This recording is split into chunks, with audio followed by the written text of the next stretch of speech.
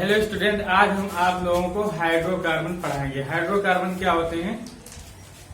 Hydrocarbon ऐसे compound जिसमें केवल हाइड्रोजन और कार्बन से मिलकर बने हों, उसी को हम बोलते हैं क्या? हाइड्रोकार्बन।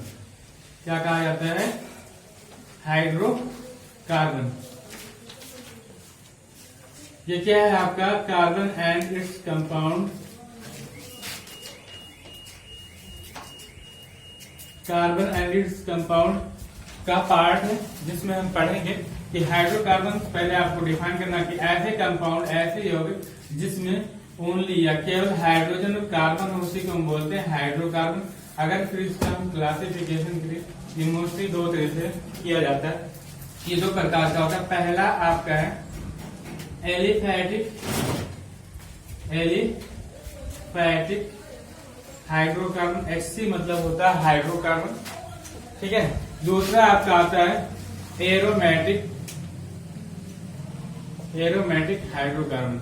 एलिफैटिक का मतलब होता है कि इसमें आपका जो कार्बन कार्बन के चेन होती है, जो कार्बन कार्बन का कंपाउंड पाया जाता है या जो हाइड्रोकार्बन पाया जाता है, वो चेन के रूप में होती है। किस रूप में होती है? चेन मतलब श्रृंखला। जैसे हम अगर बनाए यहाँ पे तो CH3 bond CH2 bond CH2 bond CH3, ये सब आपके आते हैं क्या? चेन के रूप में कहलाते हैं। और ये वाले आपके आते हैं एक बंद आकृति होती है, इसी को बोला जाता है क्लोज्ड सिस्टम।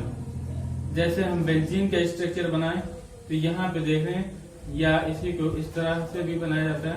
ये जो बॉन्ड होता है ऐसे घूमता रहता है, तो इसका स्ट्रक्चर कुछ ऐसे हो जाता है, साइक्लिक कंपाउंड। तो ये होता है एरोमेटिक, मतलब बंद आकृति होती है और उसमें आपकी चेन वाली आकृति होती है। समझ आया? तो फिर अगर हम एलिफैटिक हाइड्रोकार्बन को फिर से डिवाइड करें तो ये आपका दो प्रकार का होता है। पहला होता है आपका सैचुरेटेड हाइड्रोकार्बन। एक दूसरा होता है, इसको हिंदी में कहा जाता है संतृप्त हाइड्रोकार्बन।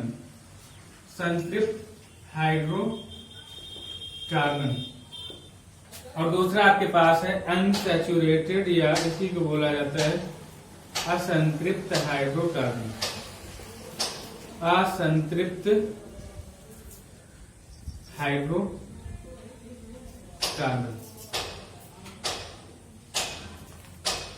क्या बताया गया कि आपके पास, देखिए फिर से रिवीजन करते हैं। हाइड्रोकार्बन ऐसे कंपाउंड को बोलते हैं जिसमें केवल हाइड्रोजन और कार्बन हो।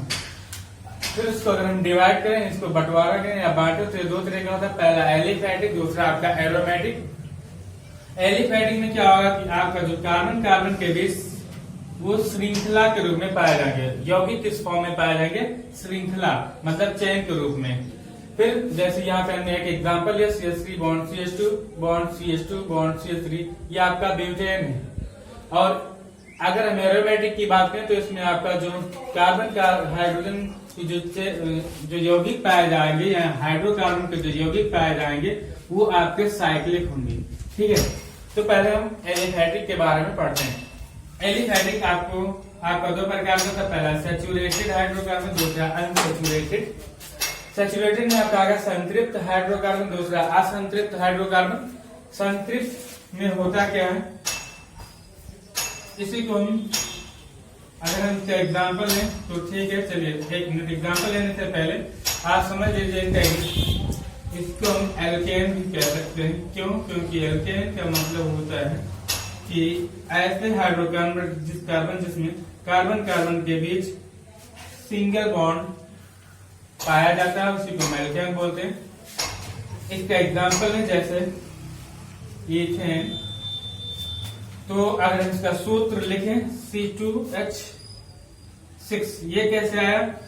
तो एल्केन को निकालने के लिए, एल्केन की कैटेगरी क्या है? इथेन। जैसे लास्ट में ANE आया, यहाँ पे भी ANE आया, तो इथेन होगा, यहाँ पे एल्केन है तो C2H6 तो इथेन हो जाएगा। कैसे निकालते हैं? तो एल्केन को ज्ञात करने के लिए या निकालने के लिए सूत्र होता है CnH2n+2, जहाँ n बराबर 1 2 3 4 है। जैसे अगर हम यहाँ पे H बराबर होता है 2, H बराबर 2 होता है, तो यहाँ पे N का नंबर हमें मिल गया। ये क्या है आपका N का नंबर है।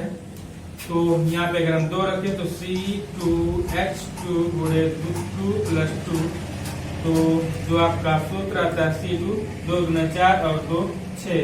तो आपके पास क्या आया, जो हमने एग्जाम्पल में लिया था C2H6 वही इसके बराबर आया। मतलब जो एल्केन को ज्ञात करने के लिए सूत्र होता है CnH2n + 2, जहाँ पे n बराबर क्या है 1 2 3 4। इसी तरह से अगर हम ब्यूटेन को निकालना चाहें तो ब्यूट के लिए हमारे पास होता है 4 प्लस n जोड़ देंगे, इसमें बन जाएगा आपका ब्यूटेन।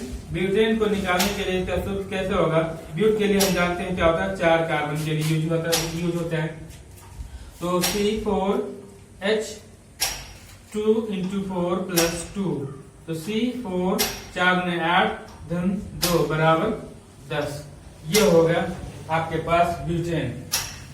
फिर उसके बाद हम पढ़ते हैं अनसैचुरेटेड हाइड्रोकार्बन, असंतृप्त हाइड्रोकार्बन। असंतृप्त हाइड्रोकार्बन उस हाइड्रोकार्बन के बोलते हैं जहां पे कार्बन कार्बन कंपाउंड के बीच कार्बन एटम के बीच डबल बॉन्ड या तो कार्बन कार्बन के बीच ट्रिपल बॉन्ड पाया जाता है। तो इसको हम 2 तरह से डिवाइड करते हैं। फिर जैसे इसको अगर हम डिवाइड करें तो ये 2 तरह का, पहला है आपका एल्कीन और दूसरा आपका आता है अल्काइन। तो यहाँ पे क्या होगा, एक ही जगह यहाँ पे एल्केन था, यहाँ पे E हो गया, यहाँ पे Y हो गया, बाकी सब सेम है। तो इसका अगर हम फॉर्मूला लेंगे तो CnH2n एल्कीन को निकालने के लिए फॉर्मूला होता है और अल्काइन को निकालने के लिए CnH2n - 2। तो अगर हम कोई एल्कीन ले, जैसे यहाँ पे एथीन इथेन लिए थे, यहाँ पे एथीन ले या एथीन या इसी को बोलते हैं एथिलीन। क्या बोलते हैं, एथिलीन। तो एथिलीन के लिए ईथ के लिए आपने देखा था n बराबर 2 होता है, तो C2H4 हो जाएगा, 2 × 2 बराबर C2H4। ये आपका हो गया एल्कीन या एथीन या एथिलीन। बात एक है, क्यों, क्योंकि एल्कीन क्या कहता है E लास्ट में आना चाहिए। तो ये एल्केन की कैटेगरी क्या हो गया। अगर हम इसी तरह से ब्यूटीन लिखें तो ब्यूटीन के लिए आपके पास सूत्र होता है C4 2 × 4 इक्वल टू हो जाएगा C4H8। समझ आ रहा है। उसके बाद आपके पास आएगा अल्काइन। अल्काइन के लिए अगर हम लिखें तो इसका सूत्र होता है CnH2n - 2। तो एग्जाम्पल ले लेते हैं इथाइन। इथाइन के लिए लिखेंगे CnH2, ये तो सूत्र लिखा हुआ है। एक के लिए आप क्या देते हैं, n बराबर होता है 2 और लास्ट में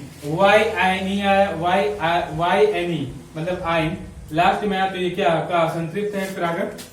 तो लिखते हैं इसका सूत्र C2 2 × 2 - 2, तो C2H 2 × 4 - 2 बराबर C2H2। ये आपका हो गया क्या, इथाइन। तो देखिए इथाइन, एथिलीन या एथीन और इथेन में सूत्र कैसे, इसमें फर्क है। तो ये बताता है आपका क्या, हाइड्रोकार्बन के बारे में पढ़ाया जाता है। Thank you so much. Next पढ़ेंगे कैसे इसका स्ट्रक्चर हम ड्रॉ करते हैं, बॉन्ड कैसे दिखाते हैं। उसके बाद नेक्स्ट पढ़ेंगे। Thank you so much.